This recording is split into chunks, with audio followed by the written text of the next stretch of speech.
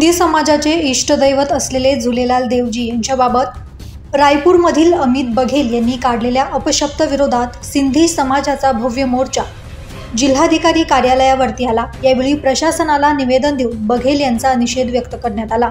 नाशिक सिंधी समाजाच्या वतीने छत्तीसगडमधील रायपूर येथील एका राजकीय पक्षाचे नेते अमित बघेल यांनी सिंधी समाजाचे इष्टदैवत असलेल्या झुलेलाल देवजी यांच्याबाबत अपशब्द काढले होते। या अवमानकारक वक्तव्याचा नाशिक सिंधी समाजाच्या वतीने सोमवारी जिल्हाधिकारी कार्यालयावरती मोर्चा काढून निषेध करण्यात आला। शेकडो प्रमाणावर सिंधी बांधव या मोर्चामध्ये सहभागी झाले होते। त्यावेळी सिंधी समाजाच्या वतीने संताप व्यक्त करण्यात आला आणि जिल्हा प्रशासनाला याबाबत निवेदन देण्यात आले।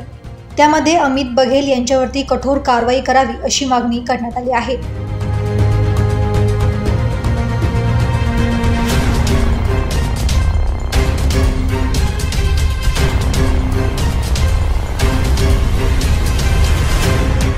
दैनिक भ्रमरसाठी प्रतिनिधी आकाश भालेराव, नाशिक।